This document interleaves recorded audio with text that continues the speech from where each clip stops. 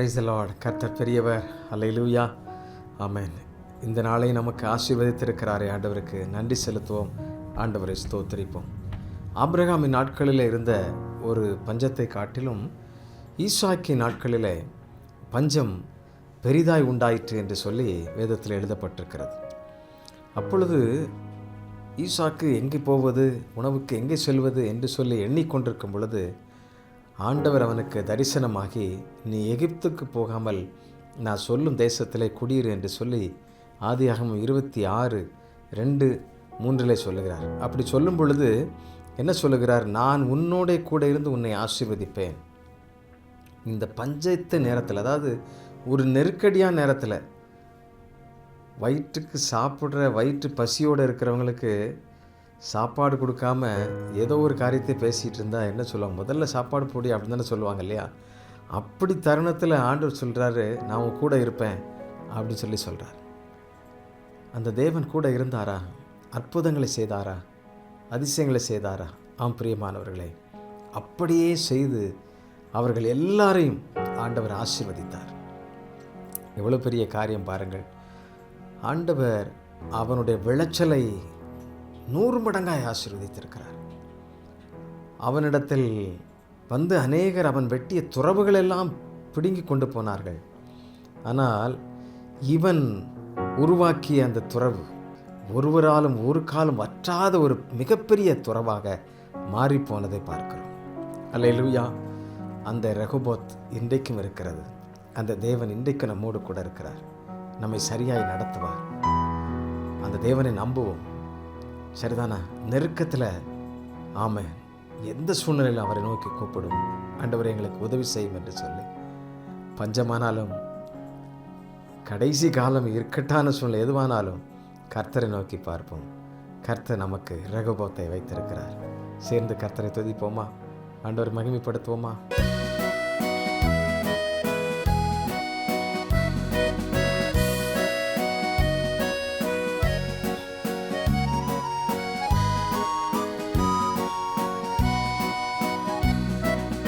உள்ளமதின் பாரங்களை ஊக்கமாய் கர்த்தரிடம் சொல்லுவோம். உள்ளமதின் பாரங்களை ஊக்கமாய் கர்த்தரிடம் சொல்லுவோம். இக்கட்டு நேரத்தில் கூப்பிடுவோம், இயேசு வந்தாதரிப்பார்.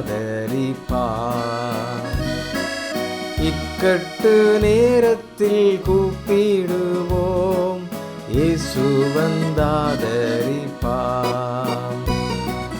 கர்த்தரை நம்பியே ஜீவிப்போம், கவலை கஷ்டங்கள் தீர்ந்திடும்.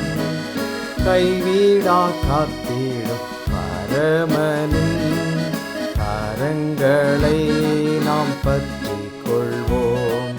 கைவிடா காத்திடும் பரமனின் கரங்களை நாம் பற்றிக் கொள்வோம். எங்கள் அன்புள்ள ஆண்டவரே, நாங்கள் மை துதிக்கிறோம், மை ஸ்தோத்தரிக்கிறோம். எவ்வளவு கொடிதான பஞ்சம் பெருகி இருந்தாலும் நீர் சொல்லுகின்ற வார்த்தைக்கு கீழ்ப்படிந்து இருக்கும் பொழுது ஆண்டவரே 100 மடங்கு ஆசீர்வாதத்தை கொடுக்கிறவர், நான் உன்னோடு கூட இருந்து உன்னை ஆசீர்வதிப்பேன் என்று சொன்னவர், அப்படி நீர் பலமாய் ஆசீர்வதிக்கிறவர். அப்பா, எங்களுடையது எல்லாம் இழந்து போனாலும் எங்களுக்கென்று நீர் வைத்திருக்கிற அந்த வற்றாத ரெகோபோத்துக்காக ஸ்தோத்திரம். அதை ஒருவரும் பிடுங்க முடியாதப்பா. காரணம், அந்த நீரூற்று உம்மிடத்திலிருந்து புறப்படுகிறது. பிதாவே, உம்முடைய பிள்ளைகளை கர்த்தர் அப்படி ஆசீர்வதிப்பீராக. ஆண்டவரே, ஒவ்வொரு தேவைகளும், ஒவ்வொரு நெருக்கடி சூழ்நிலைகளும் உம்மை நோக்கி பார்த்து உம்முடைய வார்த்தைக்காய் காத்திருக்கிற பிள்ளைகளை நீர் 100 மடங்கு ஆசீர்வதித்து அவர்களை சமாதானமாய் தங்க பண்ண நாங்கள் செபிக்கிறோம். நீர் அப்படி செய்கிறதற்காக நன்றி.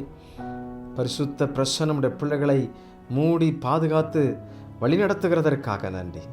இயேசு கிறிஸ்துவின் நாமத்திலே கேட்கிறோம் நல்ல பிதாவே. ஆமென், ஆமென். Thank you. God bless you. God bless you.